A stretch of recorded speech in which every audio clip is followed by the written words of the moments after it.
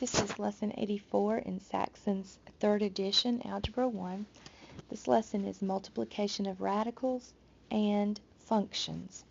So first let's work on multiplication of radicals. The product of square roots rule says that if m and n are both non-negative real numbers, then this is true. The square root of m times the square root of n is equal to the square root of mn.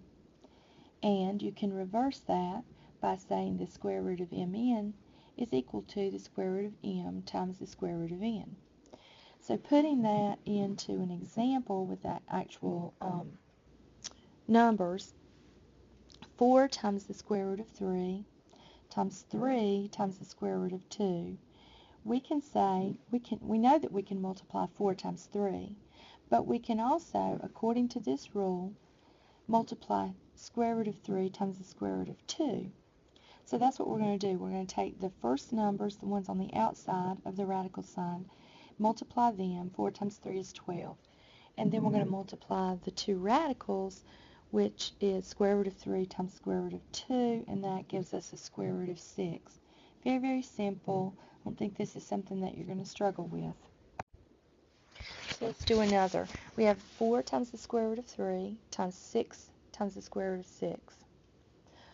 Well, we take out the 4 and the 6, and we multiply those, and we get 24. The square root of 3 times the square root of 6 is square root of 18. Now, this is where this can break down a little bit, and this is important that you do this, because 18 can be broken down into square root of 3 times square root of 3 times square root of 2. And you know what that means. We have a pair of 3's, so we're going to bring that out and multiply it on the outside. All we have left there is square root of 2. So we have 3 square root of 2 that we're going to multiply by this 24 to get 72 square root of 2. So this step is very important. You can't leave that out, that you've got to factor that down and take out any pairs and multiply by what's on the outside. Alright, this one's a little different, but it's done the same way. So we're going to distribute 4 square root of 3 times 5 square root of 2. Alright, we've done that right here. We take out the 4 and the 5, and we're going to get 20. And square root of 3 times square root of 2, we're going to get square root of 6. Then we're going to do the same thing here with the last term, 4 times 6, square root of 3 times square root of 3. Now this should tell you that a pair like that is going to multiply by what's on the outside, which is 24. So it'll be 24 times 3 now. So we have 20 square root of 6 plus 72. Again, just another step, but not really difficult. Okay, one more. 4 square root of 2 times 3 square root of 2. We've got square root of 2 times square root of 2, which we know is 2, which we'll multiply then by this 12 to give us 24. Then we're going to multiply this last term, 4 square root of 2 times 5. Well, there's no radical sign here, so we're multiplying the 5 times the 4, and we still have square root of 2 left. So we have 24 plus 20 square root of 2. Now you might think to yourself, why can't I add 24 and 20? The answer is because they're not like terms. Okay, this is just 24 by itself. This is 20 times the square root of 2. Okay? Alright, let's move on to functions. Alright, when you think of functions, you can think of, I always like this, this little visual of the function machine. X is going to be your input or your domain, okay? And your output, your answer, after it goes through this function machine, is going to be Y, or the range. So, in this particular machine, we're going to take this input, and it's going to be Y equals X cubed. Alright, so the output when I put 0 in is still going to be 0. When I put 1 in, 1 cubed is still 1. So that's 1. But look what happens when I put 2 in. 2 cubed is 8. So the outcome of 2 is 8. When I put 3 in, 3 cubed is 27. So that's kind of the basis of how that works. Again, like I said, X is your input, and that's going to be your domain, and that's going to be important in just a couple minutes here. And now we're going to say f of x, or the function of x, is going to be our output, which is the range. Okay? This is another way we can look at functions and their domain and range, and we can determine if something is a function, if a set of ordered pairs is a function or is not a function. The rule is, for it to be a function, every input that you have has to go to an output. Well, I can't put 4 in and 11 in and get 5 as my output. Can't do that. If the same function goes on here in the machine, when I put 4 in and get 5 out, I can't possibly put 11 in and get 5 out. So this is not a function because they're pointing to the same number. This would be a function because 2 goes to 9, 4 goes to 6, 11 goes to 5. Each one goes to a separate output or range. Alright, now you have relations and then you have functions. Just because it's a relation does not mean it's a function. Here, this is a function. 1 goes to B, 5 goes to A, and 8 goes to B. Now, why, if that wouldn't work here, why does it work here? Well, the reason is because we don't know what B is. We don't know the value of B. This one is not going to be a function because 5 can't possibly go to both A and C.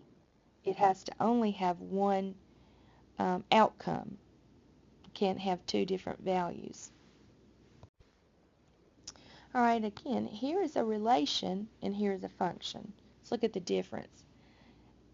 This relation is not a function because elements in the domain point to multiple elements in the range. In other words, Mr. Gino is the teacher for Amy, Anna, and Jenny. For this to be a function, Mr. Gino could only point to one student, and Mrs. Lopez could only point to one student. Okay. In this one, you've got daughters as the domain and mothers as the range. All right. Amy and Anna point to Mrs. Smith. Jocelyn and Daphne point to Mrs. Sanchez, and Jenny points to Mrs. Perry. All right. Each element in the domain points to only one element in the range. Okay. Here it pointed to 3 different ones. Here, these 2 can both point to the same. Okay. Because Mrs. Smith does have 2 children, as does Mrs. Sanchez. So the domain elements do not repeat. Do not repeat. So therefore this is a function. Alright, looking at it this way. In the domain, -3 and +3 both point to 1. -2 and +2 both point to 0. -1 and 1 both point to -1, and 0 points to -2. This is a function because each one of those only points to 1. 2 doesn't point to 0 and 1. Okay. In this one, however, 2 points to 2 different things. 4 points to 2 different things.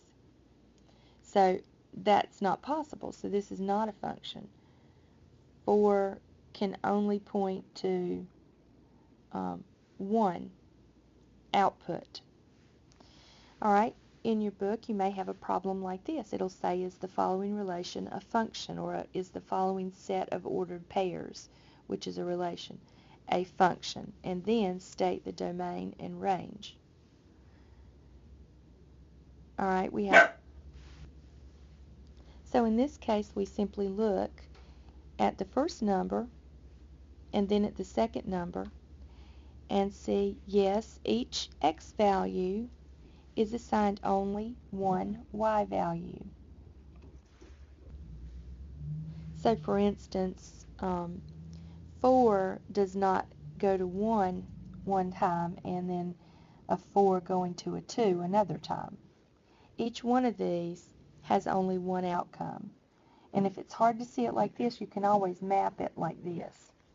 So now let's talk about domain and range.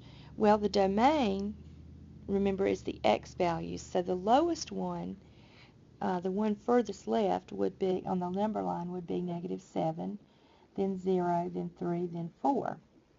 So that is the domain. The range is 1, 3, and 5, because 1 is repeated. There are 2 that have a 1 output.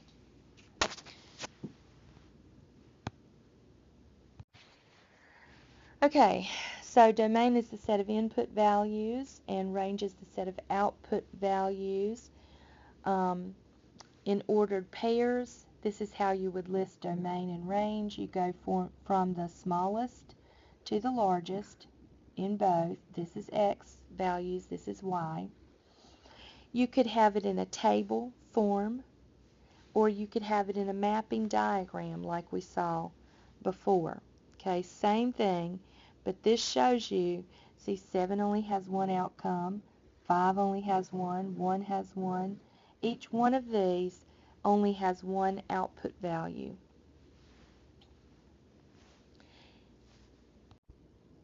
Alright, so let's do a problem here. Which of the following set of ordered pairs are functions? Alright, well, let's look. 1 goes to 2, 2 goes to 3, 3 goes to 4, and 4 goes to 5. So yes, A would be a function. Alright, here in this one, 1 is going to go to 2, but then here it's going to go also to 3. You can't put 1 in and get 2 different outputs. So this would not be a function.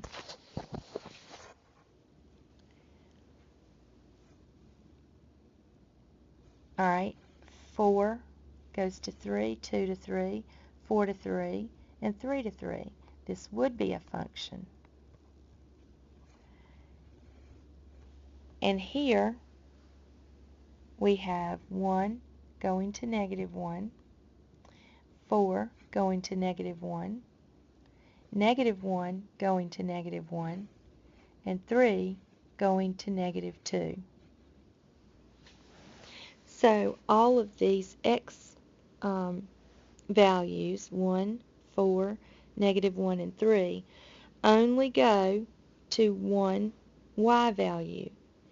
Even though 1 and 4 both go to -1, that's allowed. Think of it as like the daughters map that we did just a few minutes ago.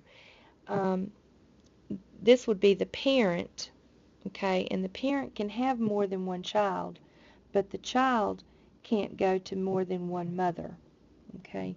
So if that helps you understand that a little bit better. Okay, let's work on our practice problems. Here in A, we're going to take 5 times 4, 5 times 4, and we're going to get 20. And then we're going to say square root of 12 times square root of 3, and we're going to get square root of 36. Now, we know that 36 we can break down. So let's do that. Let's do the prime factorization of 36. Well, it's 3 times 12. 12 breaks down into 3 times 4. and 4 breaks down into 2 times 2. So here we have two pairs that we're going to actually bring out and multiply by this 20. So we're going to have 20 times 3 times 2 is going to equal 20 times 6, which is 120. All right, in B, we're going to distribute and then simplify. So 3 times 4 is 12. Square root of 2 times square root of 3 is square root of 6. Then plus 3 times 5, which is 15. Square root of 2 times square root of 6, which is square root of 12. And we know this will break down into 3 times 2 times 2. We have a pair of 2's there that we can bring out and multiply by that 15, leaving us with 30 square root of 3. And then this one is as simplified as it can be. So that would be your final answer. 12 square root of 6 plus 30 square root of 3.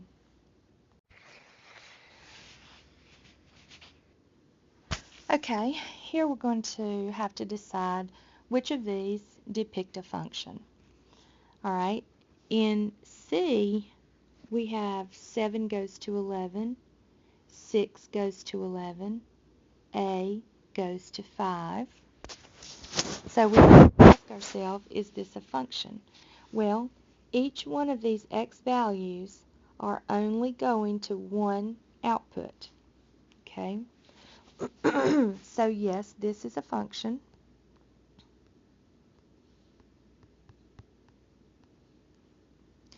In D, we have y going to two different outcomes. Well, you can't put y in and get two different outcomes. So this one would not be a function. Not a function.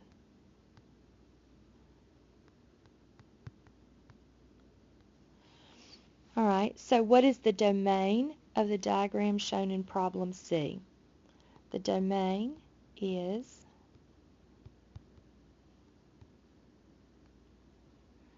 the smallest. We'll go with